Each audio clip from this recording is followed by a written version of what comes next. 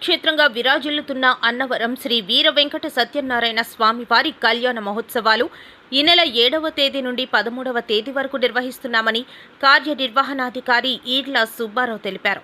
భక్తులకు ఎటువంటి అసౌకర్యం కలగకుండా అన్ని శాఖల అధికారులతో సమావేశమై ఆయా శాఖలకు సంబంధించిన అంశాలు చర్చించడం జరిగిందని, స్వామివారి కళ్యాణానికి వచ్చే భక్తులకు కొండ పైభాగంలో, కొండ దిగువ భాగంలోనూ సాంస్కృతిక కార్యక్రమాలు ఏర్పాటు చేశామని తెలిపారు.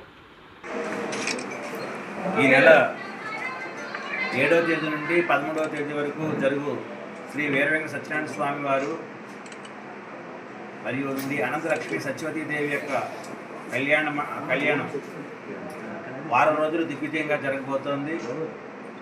ఈ కార్యక్రమానికి మన వంశపారంపర్య ధర్మకర్త ఐవి రోహిత్ గారు, ఆలయ సిబ్బంది, వైదిక కమిటీ సభ్యులు, వేద పండితులు, వ్రత పురోహితులు, అర్చకులు, అదేవిధంగా లైన్ డిపార్ట్మెంట్స్ వారు,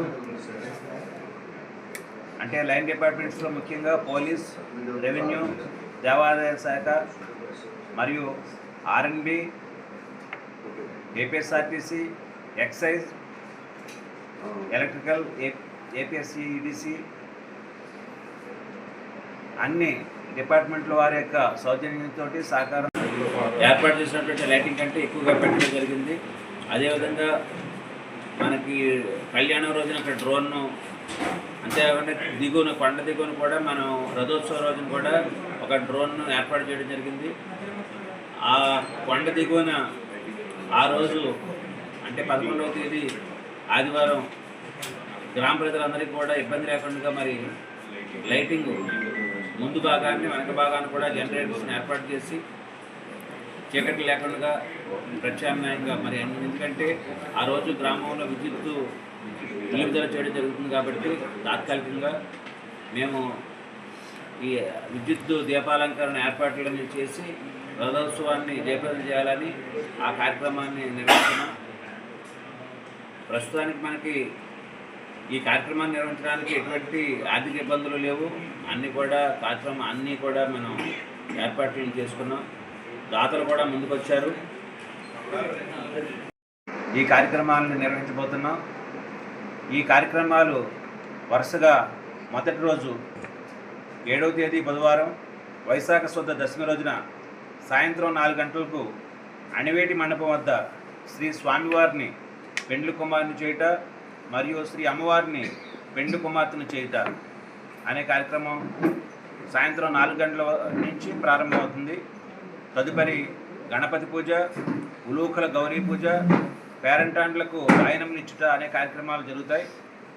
తదుపరి రాత్రి 7 గంటలకు శ్రీ స్వామివారు మరియు అమ్మవార్లకు రాజా వెంకటరామరాయ కళామందిరం నందు ఎదుర్కోలు ఉత్సవం జరుగును.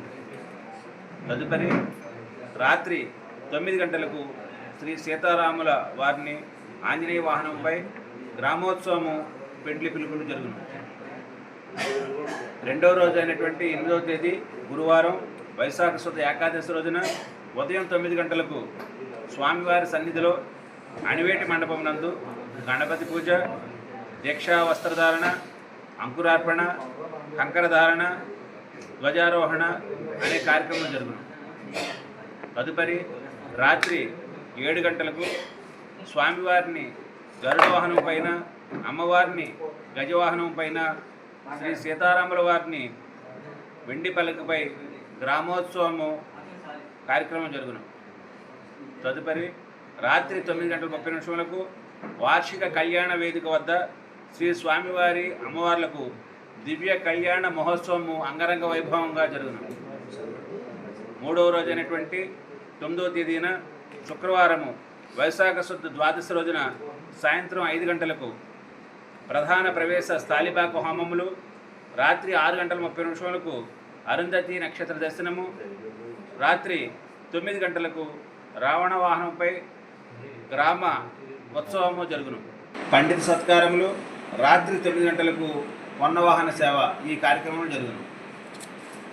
5వ రోజున అనగా 11వ తేదీ ఆదివారం వైశాఖ శుద్ధ చతుర్దశి రోజున సాయంత్రం 4 గంటలకు కొండ దిగువన శ్రీ స్వామివారి గార్డెన్ నందు అక్కడ ఉన్నటువంటి మండపంలో శ్రీ వీరవేంకట సత్యనారాయణ స్వామి వారికి మరియు అనంతలక్ష్మి సత్యవతి దేవి వారులకు వనవిహార మహోత్సవ కార్యక్రమము ఘనంగా జరుగును.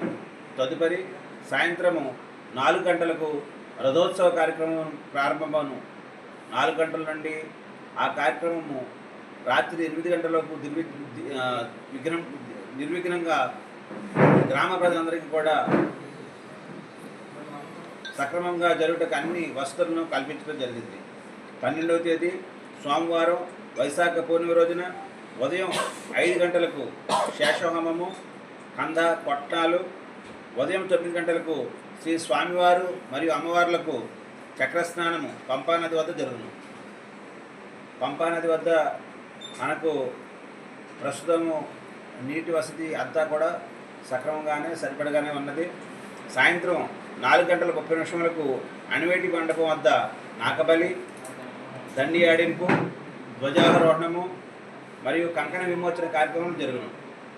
ఆఖరి రోజు 13వ తేదీ మంగళవారం వైశాఖ బహుళ పాఠ్య రోజున రాత్రి 7 గంటల 30 నిమిషములకు నిత్య కళ్యాణ మండపం వద్ద శ్రీ వీరవేంకట సత్యనారాయణ స్వామి వారికి మరియు మన అనంత లక్ష్మి సత్యవతి దేవి గారికి శ్రీ పుష్ప యోగ మహోత్సవములు జరుగును. ఆ మహోత్సవం అనంతరము నీరాజన మంత్రపుష్పములు, ఆశీర్వచనములు, అనంతరము భక్తులకు ప్రసాద వితరణ కార్యక్రమం జరుగును. తదుపరి వచ్చినటువంటి ముత్తైదువు అందరికీ కూడా జాకెట్ గుడ్డలు పంపిణీ కార్యక్రమం జరుగును. ఇవి వారం రోజులు జరిగేటటువంటి శ్రీ వీరవేంకట సత్యనారాయణ స్వామి వారి దివ్య కళ్యాణ మహోత్సవం యొక్క దినచరి కార్యక్రమ వారం రోజులు.